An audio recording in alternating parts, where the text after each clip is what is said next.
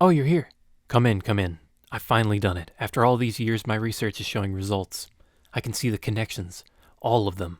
Allow me to explain the history of the greatest pirate to ever live. The Great Pirate Era had long since begun, with Gold D. Roger inspiring many to take up his legacy. Red-haired Shanks, one of his own men, quickly became a frontrunner. Many powerful crewmates, Lucky Roo, Yassop, Lime Juice, Hong, Bonk Punch, Monster, and Ben Beckman accompany Shanks. What? Are all these people important? Of course they are! They're needed to complete the connections, but we'll cover them later on. During their travels, they often stopped at Fuchsia Village, mingling with the townfolk and drinking at the local bar, which was run by Makino. It should be noted by this time that Shanks was already an extremely powerful person, going toe-to-toe with Mihawk, the greatest swordsman, prior to these events. I find this to be one of the more troubling parts of my research, as the lines between great and mediocre combatants get blurred constantly. But never mind that. Back to Fuchsia Village. It was here that Monkey D. Luffy, the man who changed the world, would find his inspiration to be a pirate. Luffy eats one of Shanks' treasures, the Gum Gum fruit, and becomes a rubber man. As rare as they are, this means it is more than likely Shanks had already extensively traveled either the Four Blue Seas or entered the Grand Line.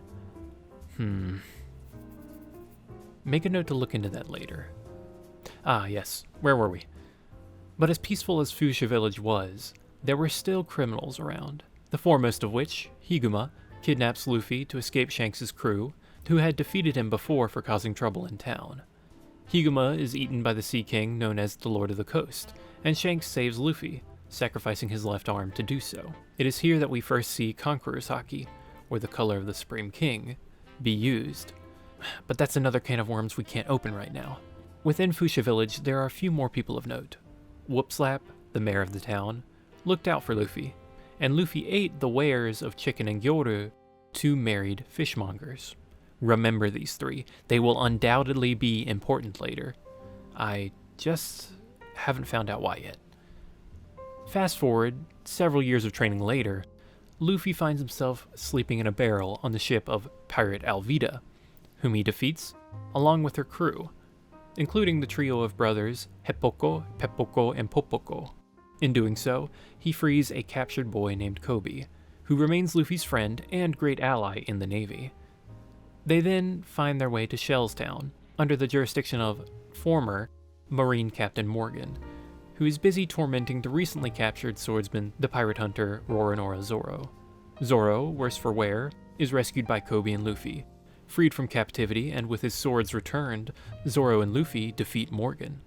This fight showcases an important aspect of Luffy and Zorro's connection. Luffy punched Morgan, who had an iron jaw, in the face, repeatedly.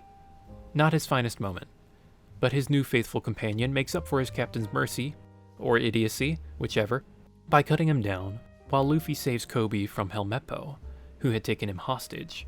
With Morgan, his son Helmeppo, and the crew of Marines including Rokaku and Ukari defeated, Shellstown was now free. I should mention that Helmeppo, more than Morgan himself, had been tormenting the townspeople, most notably Rika, the daughter of Ririka. With his defeat, Morgan is demoted and his position is taken by the new commander Ripper.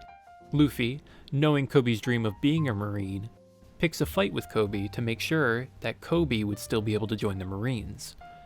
This is a wonderful showcase of the lengths Luffy will go to for his or another's dream, undoubtedly the greatest driving factor in building this web. Kobe stays in Shellstown to enlist, while Luffy and his new first mate Zorro embark on their journey, which is the beginning of thousands of new connections in this sprawling blue world. Now, if we take a step back to look at these connections, not too much has changed in between people, but there are some amendments that must be made because of some big news in the world. However, that can wait until we get there, for we have much to cover.